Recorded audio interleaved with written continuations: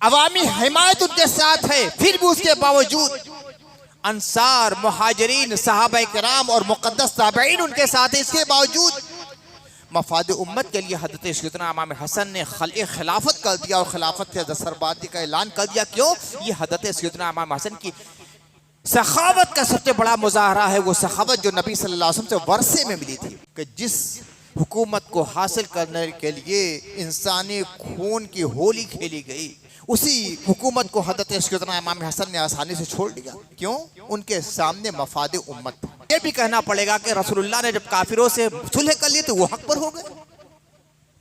सुलह इसलिए नहीं होती है कि मुखालिफ हक पर है, सुलह मफाद के तहत होती है। अल्फाज दीगर ये कहा जाए कि उम्मत मुस्लिमा को बचाने के लिए अल्लाह के नबी सल्लल्लाहु अलैहि वसल्लम ने सुलह कर ली, उसी तरह हज़रत सैयदना इमाम हसन अलैहिस्सलाम ने उम्मत मुस्लिमा को बचाने के लिए सुलह कर ली। सब अच्छे थे उस जमाने के, सब अच्छे थे, सब अच्छे थे, सब अच्छे थे। उनको जहर देने वाला कौन था? सब अच्छे थे तो जहर देने वाला कौन था? सब अच्छे थे तो मिंबर पर गालियां देने वाला कौन था? सब अच्छे थे पाकाने हक की बुराई करने वाला कौन था? तो सब अच्छे नहीं थे, जो अच्छे थे बहुत अच्छे थे, कौन से अच्छे अब कोई नहीं हो सकता। मस्जिद पर मिंबर पर बैठकर खुदा की कसम खाकर कहता हूं, फतवा लगाने वाले लगा ले, जिसने भी हज़रत सैयदना इमाम हसन को जहर दिया वो मलऊन है, मलऊन है, मलऊन है। कोई मोमिन ये काम नहीं कर सकता। क्या तारीख का इससे बड़ा जुल्म हो सकता है? नबी का लाल है, नबी का हुजरा है, वही हुजरा जहां आज गुंबद खजरा बना हुआ है। हज़रत इमाम हसन को दफ्न करने की बात आती है तो ये जालिम, ये सफ़ाक, ये खुरेज, ये मलून और बनु उमैया के अफराद खड़े हो जाते हो, कहते हैं कि नहीं, हम दफ्न नहीं होने देंगे।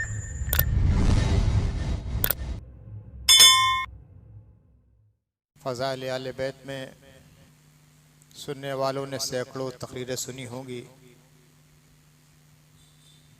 पढ़ने वालों ने हज़ारों सफ़ात पढ़े होंगे, कुतुबे हदीस का मुताला करने वालों के सामने सैकड़ों हदीसें आई होगी।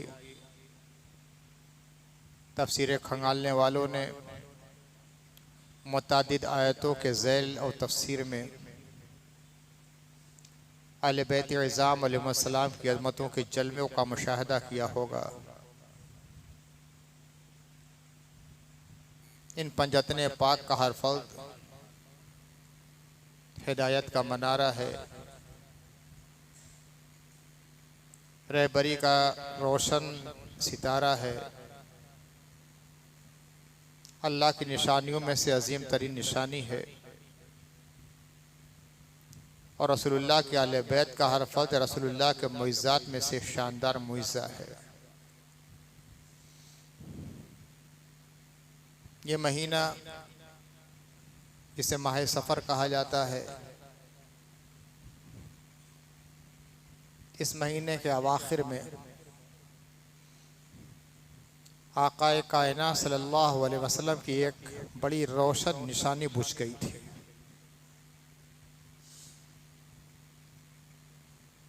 हुज़ूर सल्लल्लाहु अलैहि वसल्लम के सबसे बड़े नवासे हज़रत सैयदना इमाम हसन अलैहिस्सलाम की शहादत इसी महीने में हुई है।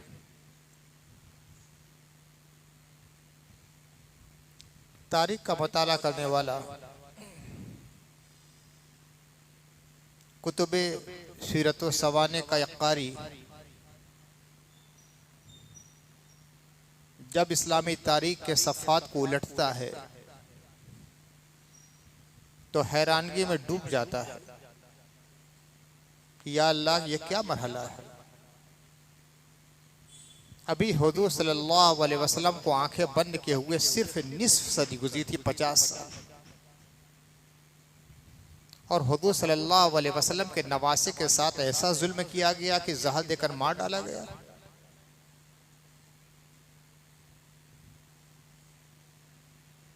ऐसे हालात कैसे पैदा हो गए? एक आम इंसान को, इस जमाने के आम इंसान को अगर जहर देकर मारा डाला जाए तो वावेला मच जाता है। सब जानते हैं इमाम हसन मुस्तफ़ा के फूल थे, उनका खिताब था रैहानतुन नबी, नबी सल्लल्लाहु अलैहि वसल्लम का फूल। अल्लाह के नबी सल्लल्लाहु अलैहि वसल्लम जब हज़रत सैयदा फ़ातिमा ज़हरा अलैहिस्सलाम के घर तशरीफ़ ले जाते थे तो फरमाते थे, हसन और हुसैन को लाओ, मेरे दोनों फूलों को लाओ। और जब हज़रत सैयदा हसनैन करीमैन को हुज़ूर सल्लल्लाहु अलैहि वसल्लम के सामने पेश करती थी तो हुज़ूर इन्हें सीने से लगाते थे, इन्हें चूमते थे, इन्हें सूंघते थे। चूमना भी था, सूंघना भी था। फरमाते थे ये दोनों मेरे गुल शादाब हैं। कैसे कैसे मोहब्बत के मज़ाहिरे हुए हैं नबी सल्लल्लाहु अलैहि वसल्लम की ज़ाते पाक से हसनैन करीमैन के लिए बार बार आप सुन चुके हैं। कभी हसन के लिए सद्दा तवील होता था, कभी हुसैन के लिए सद्दा तवील होता था, कभी हसन के लिए मिंबर से उतरे हैं, कभी हुसैन के लिए मिंबर से उतरे हैं। चूंकि आज सिर्फ इमाम हसन से मुताल्लिक गुफ्तगू करनी है, अक्सर फ़ज़ाइल में दोनों हजरात शामिल हैं, लेकिन कुछ मखसूस फ़ज़ाइल भी हज़रत सैयदना इमाम हसन अलैहिस्सलाम के। मसलन दोनों की मोहब्बत वाजिब, दोनों की मोहब्बत के बारे में इरशाद फरमाया, अल्लाहुम्मा इन्नी उहिब्बुहुमा फ़अहिब्बहुमा वअहिब्ब मन युहिब्बुहुमा। या अल्लाह मैं इन दोनों से प्यार करता हूँ, तू भी प्यार फरमा। जो इनसे मोहब्बत करे उसे अपना महबूब बना ले। न जाने कितनी बार इस हदीस को सुना होगा, मगर जब गौर करेंगे और माने की गहराई में उतरेंगे तो दिल खुशी से मचल जाएगा कि कितनी बड़ी बशारत हमें दी जा रही है।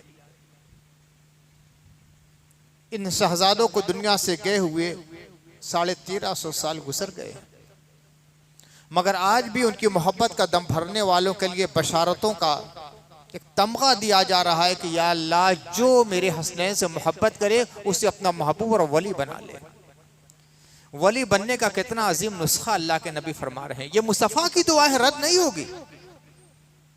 दुनिया के सारे मुसलमान मिलकर कुल पढ़िया करके भी दुआ करे तो हो सकता है अल्लाह रद्द कर दे, मगर आका सल्लल्लाहु अलैहि वसल्लम के लम्हाए मासूम को जुम्बिश हुई और अल्फाज़े दुआ जो निकले हैं वो कभी रद्द नहीं किए जाते हैं।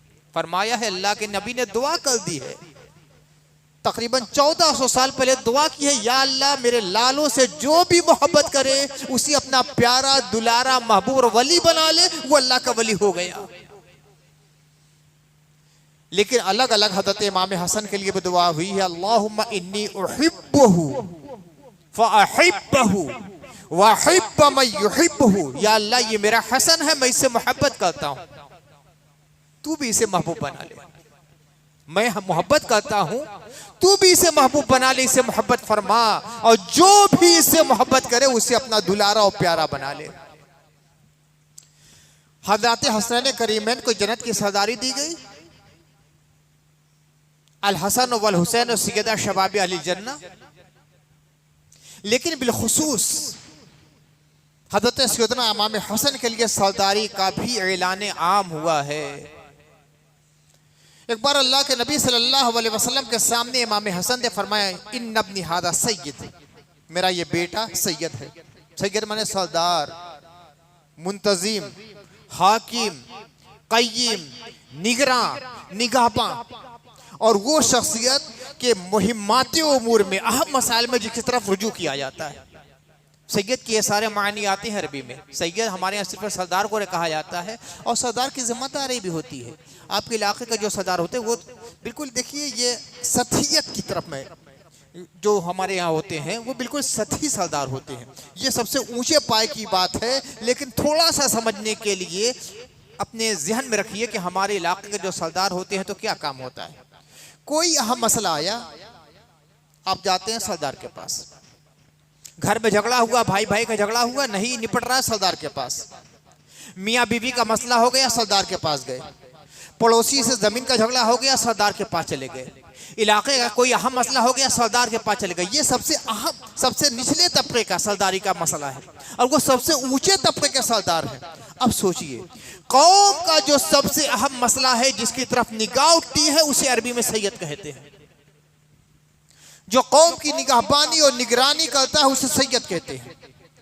जब कौम को रहबरी और रहनुमाई और क़ियादत और पेशवाई की जरूरत होती है, और बढ़कर जो क़ियादत करता है कौम की, उसे सैयद कहते हैं।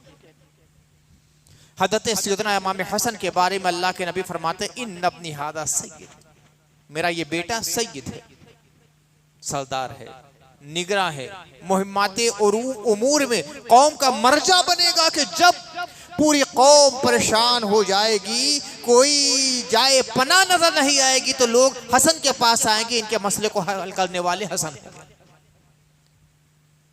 फिर अल्लाह के नबी फरमाते हैं युस्लिहुल्लाहु बिही व फी रिवायतिन अला यदैहि बैन ताइफतैन अदीमतैन मिनल मुस्लिमीन,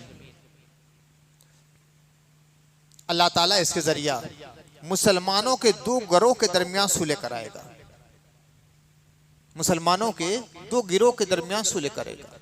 जब निज़ाआत में पूरी उम्मत मुस्लिमा भीरी होगी, जब खौफ के बादल सरों पे मंडलाते होंगे, जब सामने नजर आ रहा है कि खून की नदियां बहने वाली हैं, जब महसूस हो रहा है कि कौम का शिरादा मुंतशिर हो जाएगा और पारा पारा कर दिया जाएगा, जब इत्तेफाक की जगह इंतशार पैदा हो जाएगा, उस जमाने में मेरा हसन खड़ा होगा और कौम के बिखरे हुए शिरादे को पिरो कर इत्तेहाद की एक अजीम मिसाल पैदा करेगा। मेरा ये बेटा सय्यद है। अल्लाह के नबी सल्लल्लाहु अलैहि वसल्लम ने बकसरत फ़ज़ाइल इमाम हसन अलैहिस्सलाम के बयान फरमाए। अल्लाह के नबी सल्लल्लाहु अलैहि वसल्लम मरदे विसाल में मुब्तला है, आखिरी अय्याम है हयात ज़ाहिरी के, बिस्तर मुबारक पर लेटे हैं मुस्तफ़ा, सैयदा आती है, आंखों में आंसू है। इमाम हसन इमाम हुसैन आपके साथ है। इमाम हसन की उम्र है 7.5 साल, इमाम हुसैन की उम्र तकरीबन 6.5 साल है। दोनों को लेकर आते हैं। अब्बा जान की हालत देखती है, एहसास हो जाता है कि जुदाई का वक्त करीब है। कपकपाते हुए से होठों से अर्ज करती हैं, या रसूल अल्लाह, ये मेरे आपके दोनों बेटे हैं, ये हसन है, ये हुसैन है, आपके दोनों बेटे हैं, अपनी विरासत अदा कीजिए, अपनी विरासत इन्हें दे दीजिए, दुनिया से जाने का वक्त है, कुछ अता फरमा के जाइए। कैसी विरासत? मकान की, जमीन की, जायदाद की, दौलत और पैसे की, दिरहम और दीनार की? कुछ नहीं।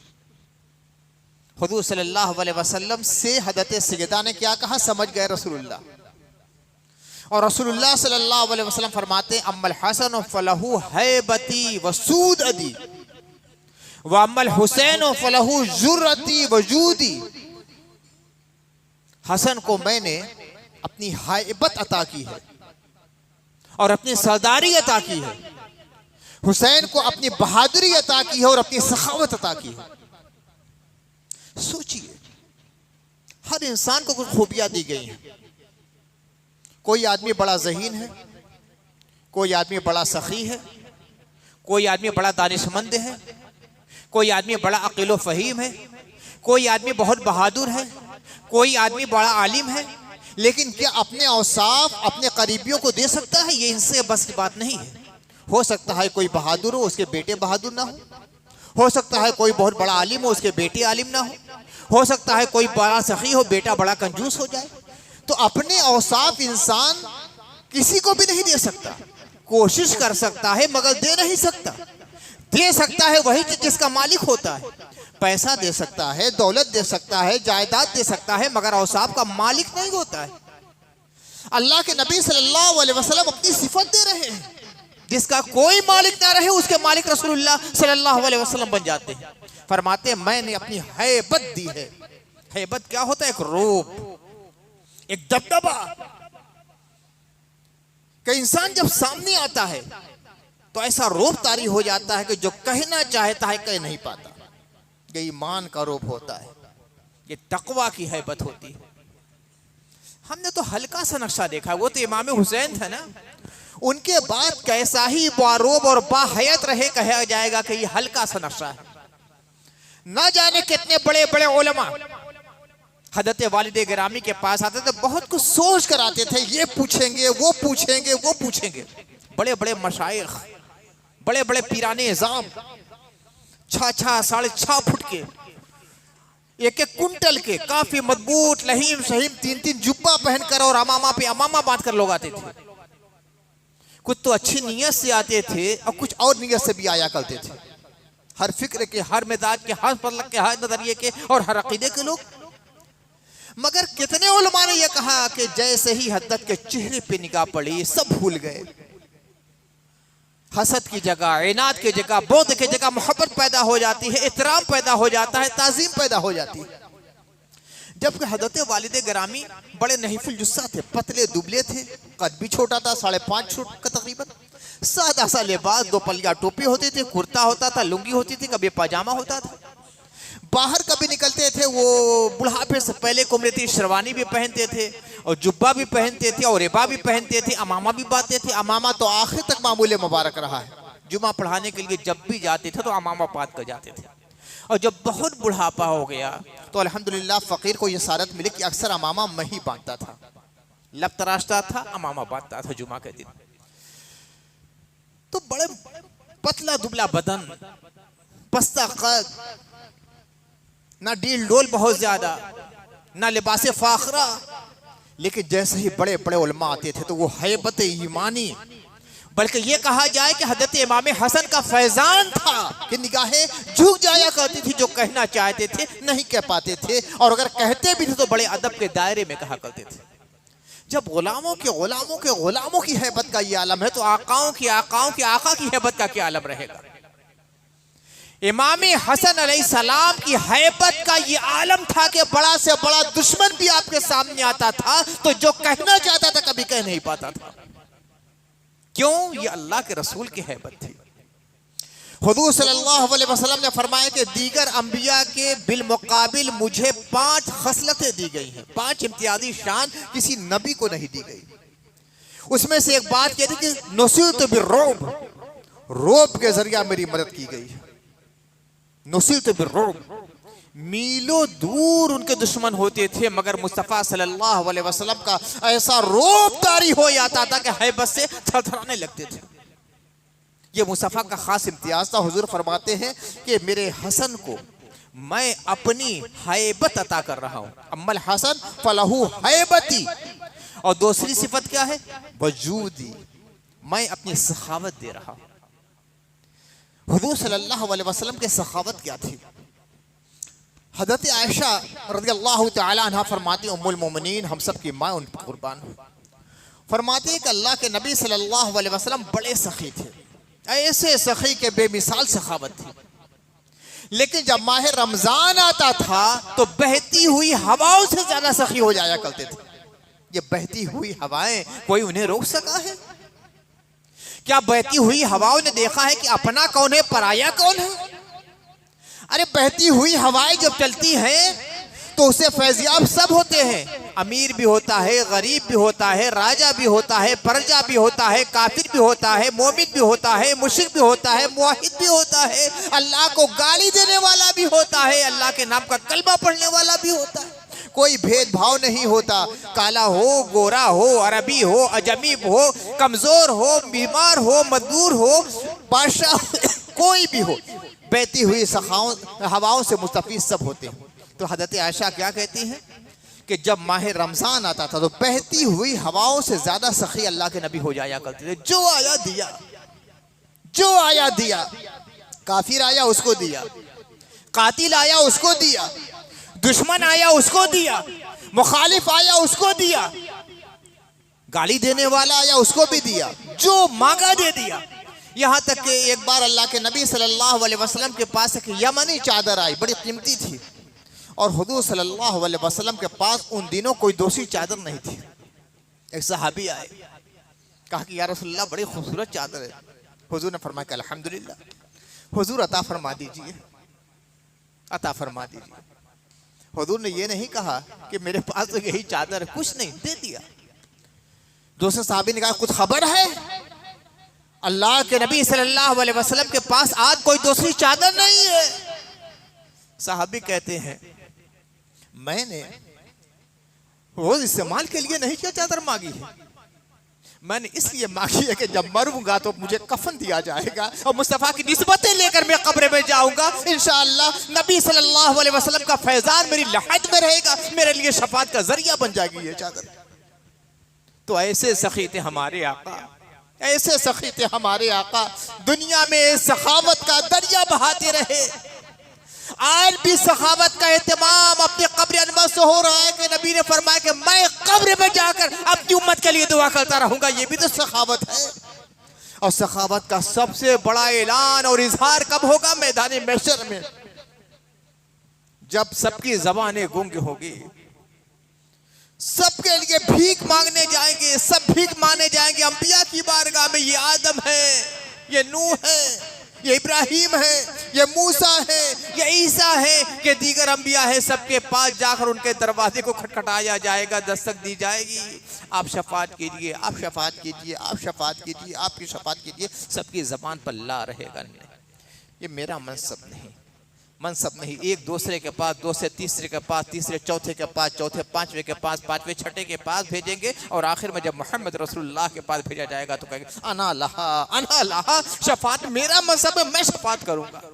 ऐसा सखावत का दरिया बहेगा, ऐसा सखावत का जरिया बहेगा। मेरा उम्मती है, गुनाहगार है, चल जन्नत में आ। शराबी है, जन्नत में आ।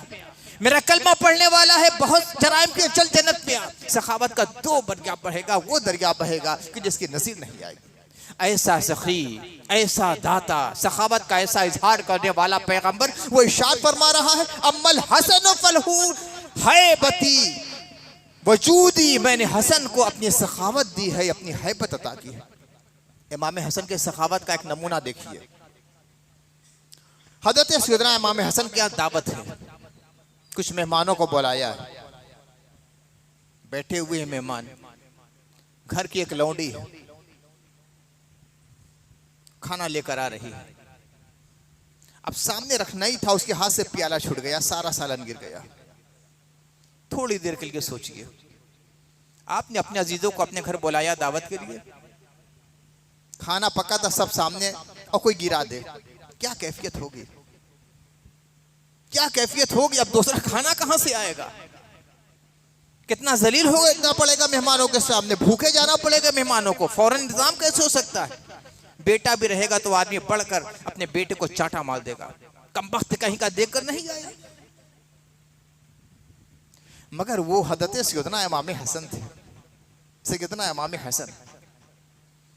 और जो घर की लौंडी थी वो भी आले बैत रसूल के मिजाज से खूब अच्छी तरह वाकिफ थी। जैसे ही गोश्त का काब गिरा, कुछ उसके अलावा था भी नहीं घर में, गोश्त का काब गिरा, प्याला गिरा है, सारा सालन जमीन पर। हजरत सैयदना इमाम हसन ने ऐसे आंख उठाकर बस देखी तो मिजाज शनासे नबूवत थी ना, अहले बैत के घर के मिजाज को वो जानती थी, इन लोग के अखलाक को जानती थी, और वो भी कुरान की बड़ी आलिमा और आरिफा और शारिहा थी। कुरान की एक आयत का एक जुज़ पढ़ा, वल काज़िमिनल गैज़, अल्लाह के जो नेक बंदे हैं वो गुस्से को पी जाते हैं। अल्लाह के नेक बंदे गुस्से को पी जाते हैं। हजरत सैयदना इमाम हसन कहा, कदम तो गैज़ी, मैं अपने गुस्से को पी गया। अब आगे का मरहला है, गुस्से को तो पी गए, माफ नहीं किया है तो कहां हमारा ठिकाना बनेगा? आखिरत उनकी निगाह के सामने आई, कहा कि वल आफीन अनिन नास, वल आफीन अनिन नास, अल्लाह के जो नेक बंदे होते हैं वो माफ कर देते हैं। हजरत इमाम हसन कहते हैं, कद अफऊ के, कद अफऊ तो अन के, मैंने तुझे माफ कर दिया, गुस्सा भी पी गया, माफ भी कर दिया। अब आयत का आखिरी जुज़ पलटी है, वो लौटी, वल्लाहु युहिब्बुल मुहसिनीन, अल्लाह एहसान करने वालों को पसंद करता है। हजरत इमाम हसन कहते हैं, जा मैंने तुझे आजाद कर दिया। आयत करीमा के 3 अज्जा लोडी पढ़ती गई, हजरत इमाम हसन एक एक पर ऐसा अमल करते रहे कि वो उनका किरदार बन गया। जब कहा कि गुस्से को पी जाते हैं अल्लाह के नेक बंदे, कहा कि मैं गुस्से को पी गया। उसने कहा कि अल्लाह के नेक बंदे माफ़ करते हैं। हजरत इमाम हसन कहते हैं, मैंने तुझे माफ़ कर दिया। उसने जब कुरान की आयत करीमा का जुज़ पढ़ा कि अल्लाह एहसान करने वालों को, हुस्न अमल के साथ रहने वालों को पसंद फरमाता है, हजरत सैयदना इमाम हसन कहते हैं, अब हुस्न अमल और एहसान ये है कि जा मैंने तुझे आज़ाद कर दिया। ये किरदार इमाम हसन का है। हजरत सैयदना इमाम हसन के सखावत का सबसे बड़ा मुजाहरा क्या होता है? हुकूमत, सल्तनत, हुक्मरानी, तख्त, ताज, लश्कर, खजाना, बैतुल माल, दौलत, सरबत, शोहरत, ये सारी चीजें ऐसी है कि इंसान इनके पीछे लपकता है। तारीख इंसानी का मुताला कर लीजिए। इस हुकूमत के लिए, तख्त के लिए, ताज के लिए करोड़ों करोड़ अफराद को कत्ल किया गया है। भाई ने भाई को मारा, बेटे ने बाप को कैद में डाल दिया, भतीजे ने चचा की आंखें फोड़ डाली, घर के घर वीरान कर दिए गए, माओ को जहर दिया गया। इसी तख्त और ताज के लिए। पूरी तारीख इंसानी पढ़ जाइए, मैं सिर्फ इस्लाम की तारीख नहीं कहता, पूरी तारीख इंसानी। इस बादशाहत को हासिल करने के लिए, हुकूमत को हासिल करने के लिए, तख्त को हासिल करने के लिए, ताज को हासिल करने के लिए कितने जतन किए गए हैं। करोड़ों लोग कत्ल किए गए हैं, हजारों जंगें हुई हैं, लाखों लाख औरतें बेवा हुई हैं, लाखों बच्चों के सर से उनके बाप का साया उठा है, लाखों बूढ़े बाप के बुढ़ापे की लाठियां टूट गई हैं, बस्तियां के बस्तियां वीरान हो गई, घर के घर जला डाले गए, खेतियों को वीरान कर दिया गया, शहरों को ताख्तो ताराज कर दिया गया। ये सब हुआ, मगर तारीख में ऐसा चेहरा भी नजर आता है कि हुकूमत थी, दौलत थी, खजाना था, लश्कर था, फौज थी, मगर जब देखा कि मफाद उम्मत ये है कि हुकूमत छोड़ ली जाए तो हुकूमत छोड़ दी। ये हजरत सैयदना इमाम हसन का किरदार था। ये ना सोचा जाए कि हजरत सैयदना इमाम हसन ने जब खिलाफत से दस्तबरदारी का इजहार फरमाया है तो कमजोर थे। तारीख की किताबों में है कि हजरत सैयदना इमाम हसन अलैहिस्सलाम जब चले हैं तो आपके पास लाखों से ज्यादा लश्करी थे, और जब चलते थे वो लश्करी तो लगता था कि काले काले पहाड़ चल रहे हैं आपके साथ। कि मुखालिफ ग्रुप के लोगों ने जब देखा तो कहा कि अब हसन के लश्कर से हम बच नहीं सकते, इतना बड़ा लश्कर जर्रार लेकर आए हैं।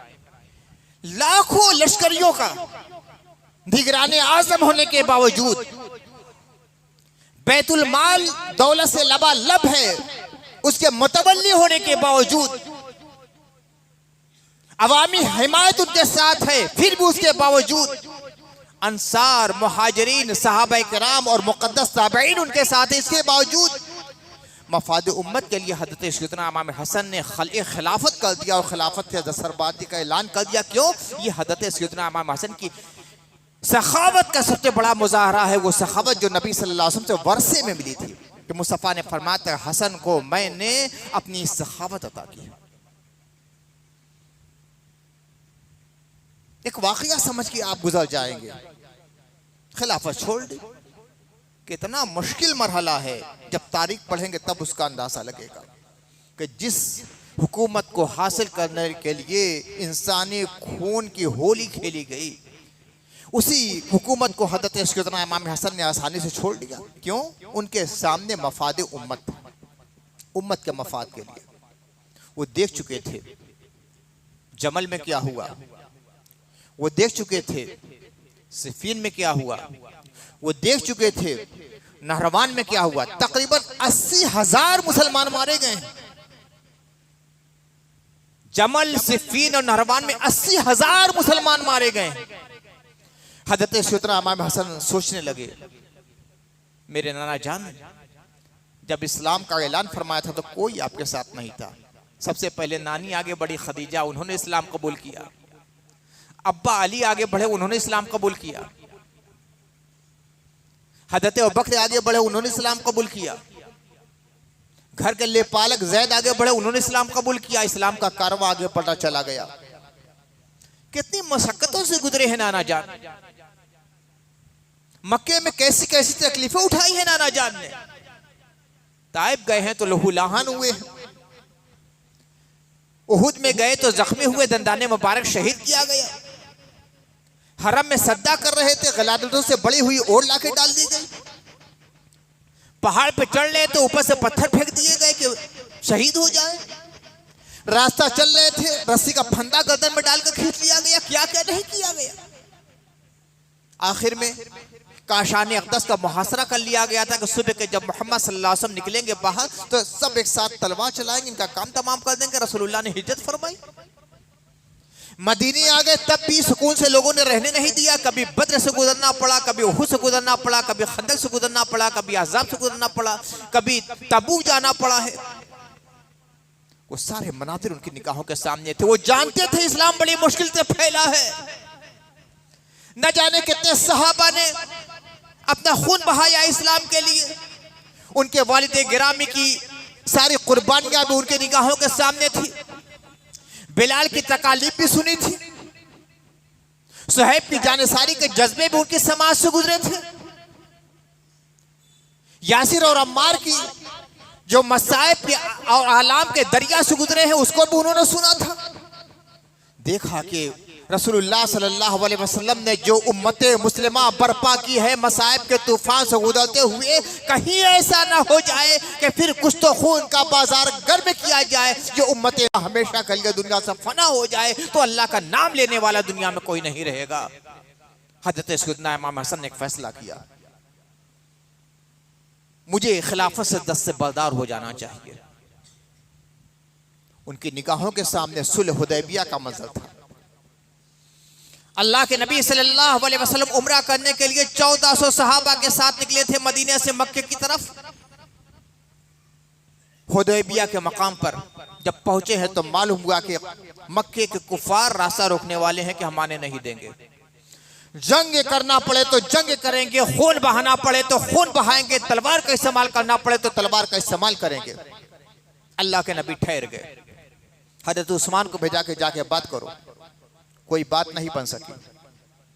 खबर इधर मिली कि हज़रत उस्मान को शहीद कर दिया गया। अल्लाह के नबी सल्लल्लाहु अलैहि वसल्लम ने शजरे मुबारका के नीचे बैठकर सहाबा किराम से बैत की। इसी को बैत रिजवान कहा जाता है। ऐसे बैत करने वालों पर अल्लाह ताला ने अपना रिजवान नाजिल फरमाया। रज़ियल्लाहु अन्हु व रज़ू अन्हु का मुद्दा उन्हें सुनाया गया। उधर से कुछ सफीर आए, बात नहीं बने, फिर कासिद आए, यहां तक के बात हुई कि सुलह कर ली जाए। हुजूर सल्लल्लाहु अलैहि वसल्लम ने सुलह हुदैबिया फरमाई है, तारीख की किताबों में लिखा है। बहुत दब का सुलह। चले थे उम्रा करने के लिए। सुलह क्या होती है? इस साल उम्रा नहीं करेंगे, मदीने वापस चले जाएं। आइंदा साल आएंगे, सिर्फ 3 दिन के लिए रहेंगे मक्के में, उम्रा से फारिग होंगे वापस। हथियार में सिर्फ तलवार साथ में रहेगी, तलवार नियाम में रहेगी, नियाम भी थैले में रहेगी। और सबसे मुश्किल जो सुलह की शिक थी, मक्के से कोई आदमी अगर मदीना चला जाएगा तो मदीने वाले वापस करेंगे। मदीने से कोई आदमी मक्का आएगा तो मक्के वाले वापस नहीं करेंगे। हो गई सुलह। अल्लाह के नबी सल्लल्लाहु अलैहि वसल्लम ने फैसला दिया, हो गई सुलह। साहबा के अंदर हिजान पैदा हो गया। कुछ थे, इंसान थे। हज़रत उमर आए, या रसूल अल्लाह, आप अल्लाह के नबी नहीं हैं? बेशक मैं अल्लाह का नबी हूं। इस्लाम सच्चा दिन नहीं है, बेशक। तो इतने दब का क्यों सुलह कर ली? कहा कि अल्लाह का हुक्म यही था। आपको एक बात बतलाऊं, ये सुलह हुई है और अल्लाह ताला ने आयत करीमा नाज़िल फरमाई, इन्ना फतहना लका फतहम मुबीना। अभी मक्का फतह नहीं हुआ है, सुलह हुई है। और बज़ाहिर लगता है कि दब का सुलह हुई है, मगर अल्लाह कहता है इन्ना फतहना लका फतहम मुबीना। फतह मक्का से पहले ही आयत करीमा नाज़िल हुई, हमने खुली हुई फतह आपको अता दी। दुनिया समझ रही है शिकस्त है, दुनिया समझ रही है ज़ुर्फ है, दुनिया समझ रही है कि हार है, दुनिया समझ रही है कि दब का सुलह की गई, दुनिया समझ रही है कि सर को झुका दिया गया, दुनिया समझ रही है कि सिलेंडर हो गए। अल्लाह कहता है हमने आपको खुली हुई फतह की, इसलिए कि फतह मुबीन का दरवाजा यहां से खुल गया है। आना जाना जो बंद था, सलाम दुआ जो बंद थी, मिलना जुलना जो बंद था, अब सुलह के बाद शुरू हो गया। और जैसे ही मिलना जुलना शुरू हो गया, इस्लाम का परचम इंशाअल्लाह मक्का मुअज़्ज़मा में लहराएगा और खाबे की छत पर इस्लाम का झंडा और फरारा लहराता हुआ नजर आएगा। बज़ाहिर दब के सुलह हुई थी, मगर फतह मुबीन का यही दिबाचा बन जाती है। हजरत सैयदना इमाम हसन के सामने ये सुलह थी कि बज़ाहिर दब का सुलह कर ली जाए, मगर इस्लाम को तहफ़्फ़ुज़ तो मिलेगा। ये खून की घर में बाजारी तो खत्म हो जाएगी। ये जो बस्तियां वीरान हो रही हैं, सर उड़ रहे हैं, तलवारों का निशाना इंसान बन रहा है, उम्मत मोहम्मदिया कत्ल हो रही है, हर तरफ अफरा तफरी का माहौल है, फसाद है, खुरेजी है, सफाकियत है, बहीमियत है, बेइज्जती है, बेचारगी है, पूरी उम्मत मरहुमा परेशान हाल है। कम से कम इसका सद्देबाप तो हो जाएगा।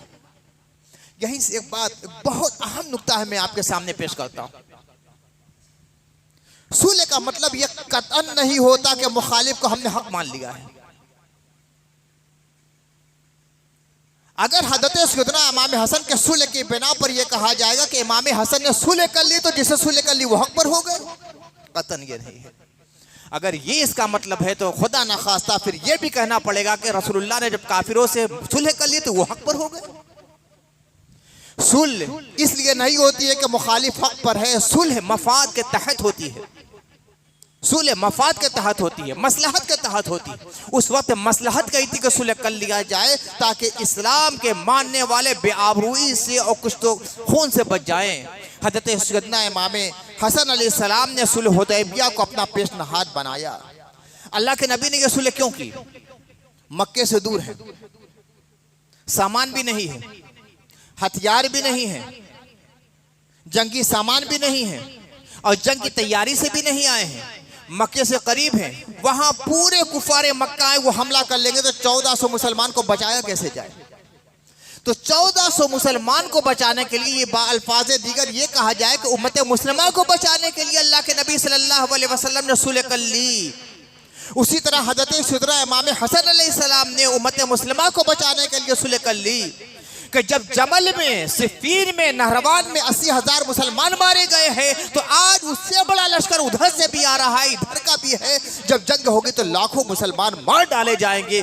जिन मुसलमानों को इलाए कलमतुल हक के लिए खड़े होना था, जिन मुसलमानों को कलमे की गूंज से पूरी दुनिया को मुनव्वर कर देना था, जिन मुसलमानों को इस्लाम का परचम लहराना था, जिन मुसलमानों को दाई अल्लाह बनना था, जिन मुसलमानों को मुबल्लिग इस्लाम बनना था, जिन मुसलमानों के जरिया दीन को फैलना था, वो आपस में मैदान जंग में कटते रहेंगे, मरते रहेंगे, तो इस्लाम कैसे फैलेगा और इस्लाम को कैसे बचाया जाएगा? तो इस्लाम को बचाने के लिए, मुस्तफा के पैगाम को बचाने के लिए, रसूलुल्लाह की उम्मत को बचाने के लिए, मुसलमानों को अफरा तफरी और कुछ तो खून से बचाने के लिए हजरत सैयदना इमाम हसन ने सुलह कर ली।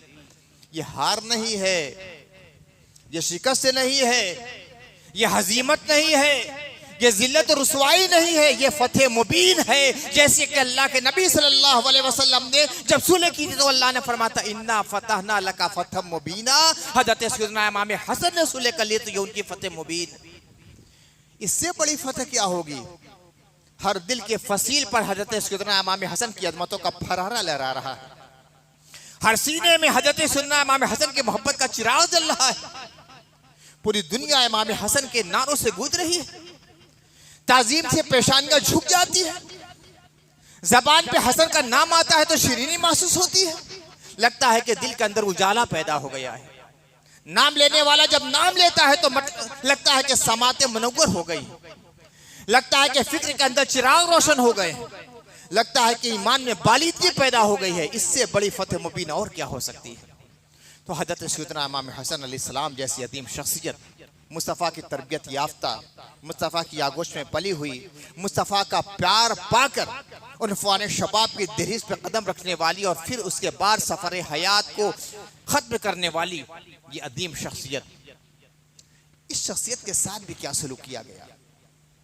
एक मिजाज बन गया। सब अच्छे थे उस जमाने के, सब अच्छे थे, सब अच्छे थे, सब अच्छे थे। उनको जहर देने वाला कौन था?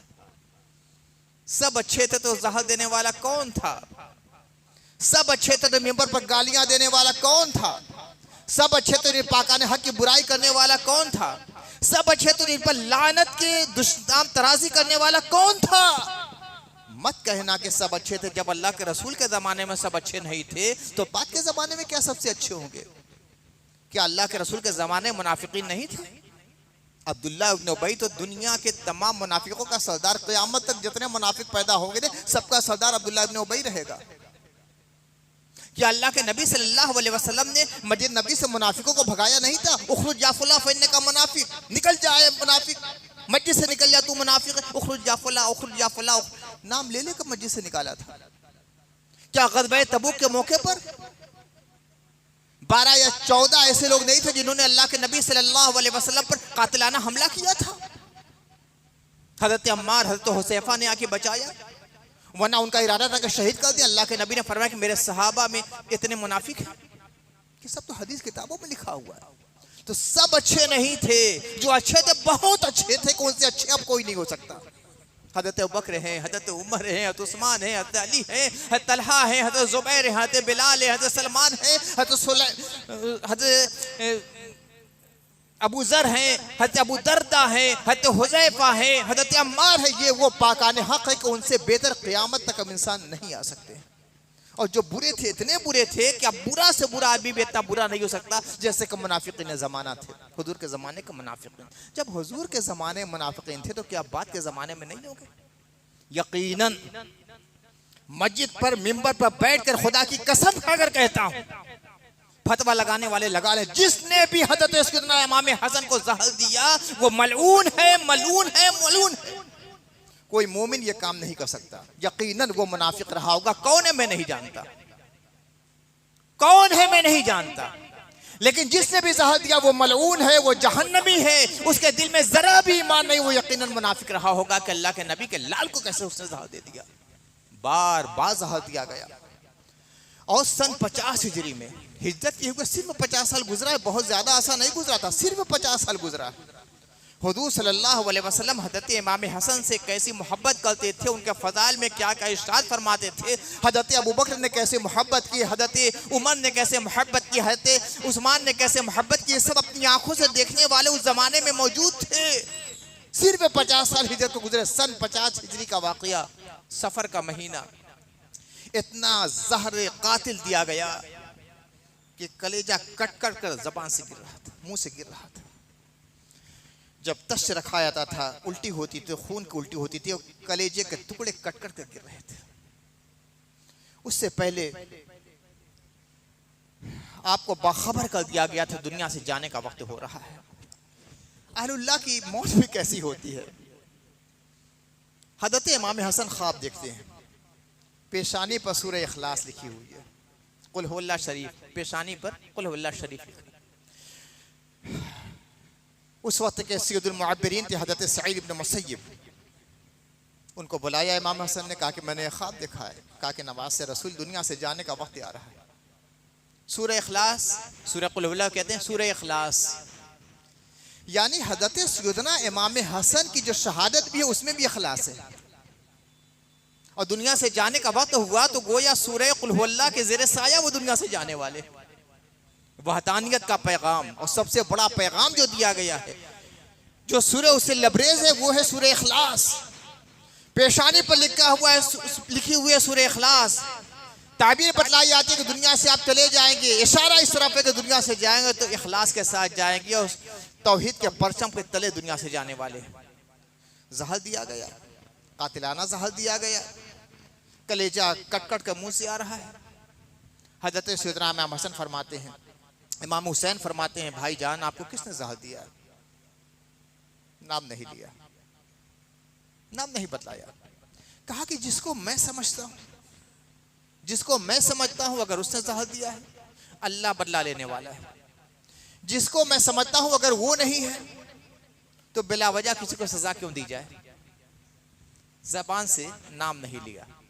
इमाम हुसैन ने भी नाम नहीं लिया, लिहाजा हम लोग के लिए किसी तरह रवा नहीं कि किसी का नाम लें। नाम तो बहुत सी किताबों में ये भी, ये भी, ये भी, ये भी, ये भी, लेकिन मुहतात उलमा ने हमेशा ज़बान बंद रखी है कि सबसे ज़्यादा जानने वाले तो इमाम हसन थे। जब उन्होंने ज़बान रोकी है तो हमें क्या हक़ है? मगर जिसने भी ये जुल्म किया है यकीनन वो फासिक है, फाजिर है, मलऊन है, जहन्नमी है। कि अल्लाह के नबी सल्लल्लाहु अलैहि वसल्लम के नवासे को जहर देकर, उनके कलेजे को काट कर अल्लाह के नबी सल्लल्लाहु अलैहि वसल्लम को तकलीफ पहुंचाई है। और अल्लाह ताला फरमाता है कि जो लोग अल्लाह और उसके रसूल को ईज़ा देते हैं, अल्लाह ताला ने उस पर लानत फरमाई है और उसके लिए अज़ाब अलीम तैयार कर रखा है। शहादत के बाद भी बड़ा जुल्म हुआ है मेरे भाई, बहुत जुल्म हुआ है। बड़ी अलमनाक दास्तान इन लोगों की है। शहादत से पहले हजरत इमाम हसन ने ख्वाहिश जाहिर की थी कि मुझे नबी सल्लल्लाहु अलैहि वसल्लम के हुजरे मुबारक में दफन किया जाए। अब चूंकि वो हुजरे मुक़द्दसा हजरत आयशा का था, तो हजरत आयशा के पास हजरत इमाम हसन ने अपना अरीदा पेश किया था। उन्होंने इजाज़त दे दी थी और कहा कि मैं तो ये चाहती थी कि मैं दफन हो जाऊं, लेकिन आप कहते हैं आपके लिए आप ज्यादा हकदार हैं। इजाज़त दे दी। जब सेहत व आफियत के साथ तब इजाज़त ली थी। ज़हर दिया गया, एहसास हो गया कि अब दुनिया से जाने का वक्त है, तो इमाम हुसैन को बुलाया। कहा कि मैंने नानी से इजाज़त तो ले ली है, एक बार तुम भी जाकर इजाज़त ले लो। इमाम हुसैन गए। कहा कि भैया की तबीयत तो अब ऐसी है, जाबर होने की सबील नजर नहीं आती, आप क्या फरमाती हैं? कहा कि मैंने तो इजाज़त दे दी। मेरे लिए इससे बड़ी खुशी क्या होगी कि रसूलुल्लाह के पहलू में उनका नवासे मुबारक रहे। इजाज़त मिल गई। शहीद हो गए।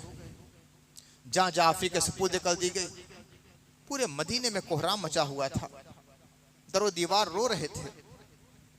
साहबे किराम आहो बुका कर रहे थे। मुझे नबी साहबे किराम से, ताबईन से, मुहाजिरीन से भरी थी, अंसार से भरी थी। सबकी आंखों में आंसू से सबके दिल फटे हुए थे। जनाजे का तो ये आलम था कि फरमाया गया कि इतना बड़ा जनाजा कभी मदीने में देखा नहीं गया था। लगता था कि मदीना तारीख हो गया है। तारीख की किताबों में आता है कि अगर सुई ऊपर से फेंकी जाए तो जमीन पर गिर नहीं सकती थी, किसी के सर पर पलटी। पूरा मदीना ग़मों मुंह में डूबा हुआ था। लेकिन इमाम हसन के काशाने से जब जनाजा निकला है, रुख रसूलुल्लाह के हुजरे की तरफ हुआ है। पता चला क्या हुआ? तीर चलाए गए जनाजे में। बनु उमैया के लोग आगे खड़े हो गए, हम रसूलुल्लाह के हुजरे में इन्हें दफन नहीं होने देंगे। रोक दिया गया। तलवारें लेकर खड़े हो गए, तीर कमान लेकर खड़े हो गए, हम नबी के नवासों को नबी के पहलू में दफन नहीं होने देंगे। इधर मुहिब्बाने आले बैत भी थे, इन्होंने भी तलवारें खींच ली। कमान पे तीर चढ़ा दिए गए। देखते हैं कौन नहीं दफन होने देते। हजरत अबू हुरैरा इमाम हुसैन के पास आए। कहा कि हुसैन देख रहे हो क्या हो रहा है? हजरत इमाम हसन ने एक बात और कही थी, याद है ना? कहा था कि मुझे रसूलुल्लाह के हुजरे में दफन कर दिया जाए, मगर मुझे लगता है कि बनी उमैया दफन नहीं होने देंगे। अगर ये पोजीशन हो जाए, सूरत हाल हो जाए, तो मुझे मुसलमानों के आम कब्रिस्तानों में दफन कर देना। याद है? कहा कि हाँ भैया ने कहा था। कहा कि देखो तलवारें चल जाएंगी, मदीने मुनव्वरा की हुर्मत पामाल हो जाएगी। अभी नवासे रसूल का जनाजा सामने रखा हुआ, दफन नहीं किया गया है, बेहुरमती की जाएगी, तलवारें चलेंगी, तीर चलेंगे, जनाजे को भी मजू किया जाएगा। हुसैन लाश बचा लीजिए, उम्मत को बचा लीजिए, मदीने की हुर्मत को बचा लीजिए। हजरत इमाम हुसैन ऐलान करते हैं मेरे भाई को जतुल बकी में दफन किया जाए। क्या तारीख का इससे बड़ा जुल्म हो सकता है? नबी का लाल है, नबी का हुजरा है, वही हुजरा जहां आज गुंबद खजरा बना हुआ है। हजरत इमाम हसन को दफन करने की बात आती है तो ये जालिम, ये सफाक, ये खुरेज, ये मलून और बनु उमैया के अफराद खड़े हो जाते हो, कहते हैं कि नहीं हम दफन नहीं होने देंगे। हजरत इमाम हसन अलैहिस्सलाम को मदीने के आम कब्रिस्तान जतुल बकी में दफन कर दिया गया। इन्ना लिल्लाह व इन्ना इलैहि राजिऊन। ज़हर दिया गया, ये जुल्म था, मगर ये भी कम जुल्म नहीं था कि हुज्जे रसूल में दफन होने से उन्हें रोक दिया गया। अल्लाह की बेशुमार रहमतें हो। दुनिया ने तो जुदा कर दिया, दुनिया ने जुदा कर दिया, मगर खुदा की कसम जहाँ रसूलुल्लाह है वही इमाम हसन है, जहाँ रसूलुल्लाह है वही इमाम हुसैन है, जहाँ रसूलुल्लाह है वही हजरत फातिमा है, जहाँ रसूलुल्लाह है वही इमाम अली है। दुनिया में भी हैं और इंशाअल्लाह आखिरत में भी रहेंगे, आखिरत में भी रहेंगे। अल्लाह के नबी ने फरमा दिया कि क़यामत में ये कुब्बे के नीचे हम सब रहेंगे। मैं रहूँगा, अली रहेंगे, फातिमा रहेंगी, हसन रहेंगे, हुसैन रहेंगे और जन्नत में भी जाएंगे तो हम सब एक साथ रहेंगे। दुनिया अलहदा कर दे तो क्या होने वाला है? अल्लाह ने इनको एक कर दिया है, हमेशा हमेशा ये एक रहेंगे। अल्लाह की बेशुमार रहमतें हो इन पाकाने हक़ पर, बिलखुसूस हज़रत सैयदना इमाम हसन अलैहिस्सलाम पर। 29 सफ़र इनकी शहादत की तारीख़ है। तारीख़ों में इख्तलाफ है, लेकिन ज़्यादा मतदाविल और जो ज़्यादा मामूल बिहा तारीख़ है वो हज़रत इमाम हसन की 29 सफ़र की तारीख़ शहादत की। फ़ातिहा का एहतमाम कीजिएगा, कुछ कुरान ख़वानी कर लीजिए, कुछ पारे पढ़ लीजिए, कुछ खैरात उनके नाम पर कर दीजिए, इसाले सवाब कीजिए। आप उनकी बारगाह में नज़र पेश करते रहेंगे इंशाअल्लाह। इंशाअल्लाह क़यामत के दिन जब इन हजरात के शफात के आप मोहताज होंगे तो आप इस शफात को करेंगे। इनकी बारगाह का तो ये आलम है कि थोड़ा सा दो तो हजारों गुना बढ़ा के ये देते हैं, थोड़ा सा दो हजारों गुना बढ़ा के देते हैं। ये सखियों के सखी है, दाताओं के दाता है। नज़र जरूर पेश कीजिए, उनके नाम पर कुछ खैरात कीजिए, गरीबों के यहाँ भेज दीजिए, मिस्किनों के यहाँ भेज दीजिए। इन लोग का वतीरा रहा, इसी से खुश होते हैं। कुछ तिलावत कर लीजिए, कुछ नमाजों में इजाफा कर लीजिए, नफ़ल पढ़ने के बाद ये सारे सवाब कीजिए। हज़रत सैयदना इमाम हसन के नाम, इमाम हुसैन के नाम, फातिमा ज़हरा के नाम, अली मुर्तज़ा के नाम, आकाओं के आका, ताजदारों के ताजदार हुज़ूर मोहम्मद रसूलुल्लाह के नाम। इंशाअल्लाह ये लोग ना कब्र में आप लोग को महरूम रखेंगे, ना पुलसरात में महरूम रखेंगे, ना मैदान महशर में महरूम रखेंगे और ना जन्नत में महरूम रखेंगे।